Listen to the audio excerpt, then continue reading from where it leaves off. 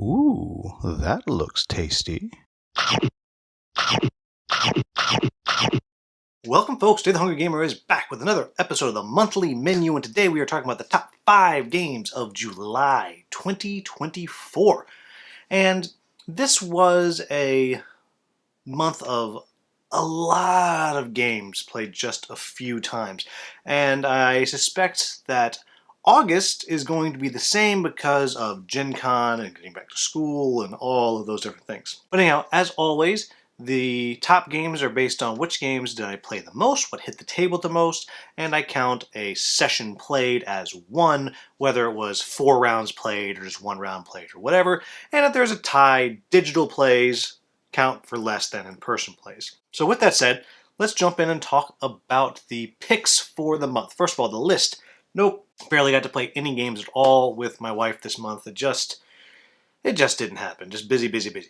Next on the list was Shakespeare. And this is one that, yes, we did get to play. Original Don came down, myself, and Mrs. Hungry Gamer and Don, we all played, had a good time. I really, really liked it. I've been trying to chase down the expansion, which is, there is one copy available online for $200. And it's like, well, I can show you what it is. I can show you what it is for this. And I can show you what it is because Johnny Pack was kind enough to let me borrow his so I could make some print and play cards. Now, I don't normally condone such a thing, but you cannot find the expansion. It is not possible. So I have some really crappy print and play cards.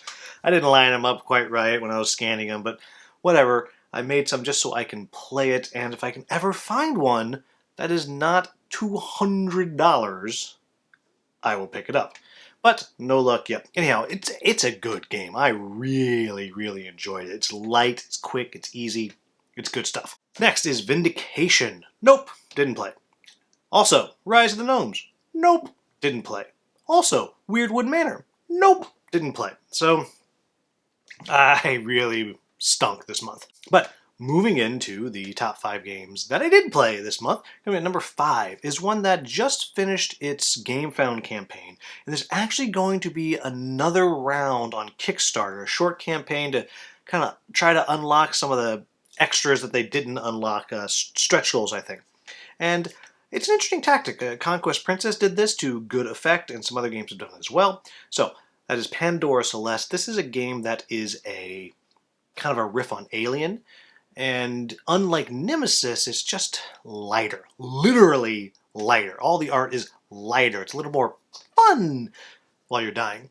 And the cool thing about it is it has a very cool little mechanism for kind of moving through the vents. It has this clear insert, and you actually use the insert as part of the game, so you actually get to be raised up. And it's very neat. And it's clearly a gimmick. It's clearly a gimmick, but it's a neat one. It has cool card play. And I actually quite enjoyed it, especially at the solo mode. So, enjoyed it. Hopefully they do well on the second campaign. Number 4 on the list is Expressions. And this is a very small, fast, cooperative card shedding game. And I've talked about it before.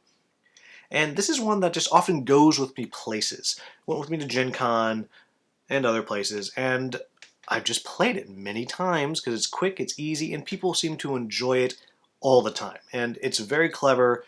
I don't know, I think it's like $20 you can get this thing for, if you can find it. I know Corey Thompson went crazy about it and told everyone that they need to have it. In fact, that's how I have a copy. He was walking around KublaCon like Board Game Santa with a big old bag of games, and he's like, you get a game, and you get a game. And I was like, thanks, Board Game Santa / Oprah. But it's a very clever little game. I really do enjoy it. Number 3 on the list is Dwellings of Eldervale. And I actually played this, and all the times that I played this, it was with a expansion, an unreleased expansion that you can get. I believe they have it for print and play on BGG, or maybe that's some of the other expansions. But this is a game that, it was my runner-up game of the year a year or two ago, and it's just a great game. It really is a great game. I have a good time every time I play it, and for the first time in forever, I'm on a 2-game winning streak, so that is huge. Then, number 2 on the list is After the Empire. And this is one that Original Don played at RageCon with Skippy, and they had a blast, and I was able to chase down a copy. thank you to Gray Fox Games, and I actually have a review of that coming out relatively soon. And this is a tower defense Euro game, and it just works really well. And I basically am looking at this as if I've never played before, because the one time I did play a few years ago, one of the designers, Evan, just waxed everybody. I was like, what's happening? It was also after Gen Con, it was late, it was at the bar, and I left, I was like, huh, well, that's a thing that I did. Oh well. But then when Skippy and Don were talking about it, I was like, huh, maybe I just wasn't in the right frame of mind. So they sent me a copy, thank you again, and we played it. And gosh, it was fun. It was really fun. And it's this mix of tower defense and worker placement and amazing toy factor. And it all comes together into a pretty tight game. So definitely enjoyed that, with After the Empire coming at number 2. And again, I got a review coming out very, very soon. Then number 1. Number 1 is another small little game, and this is from All Play called Things in Rings.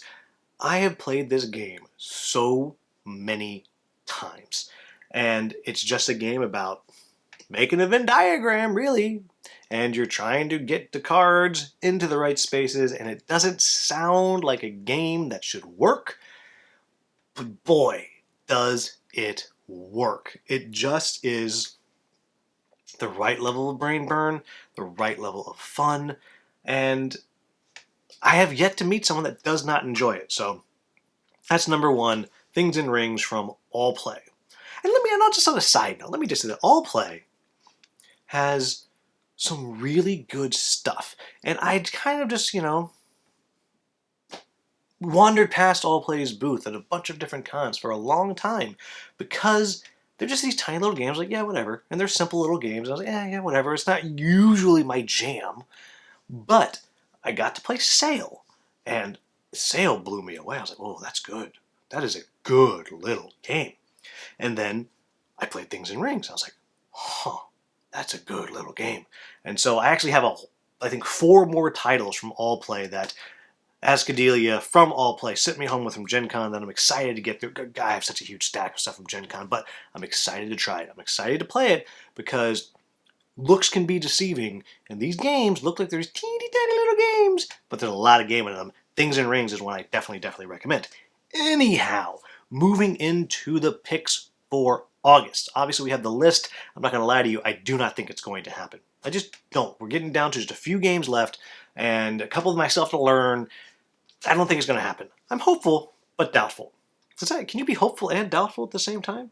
Yeah, I'm going to go with that. I'm hopeful and doubtful. Well, you can't put them together because you're hopeful, so you would take first, and instead you get hopeful or doubtful, whatever. Anyhow, and so the rest of my picks. I'm going to keep several on the list from last month because I just want to get them done. So Weirdwood Manor is going to stay. Rise of the Gnomes is going to stay.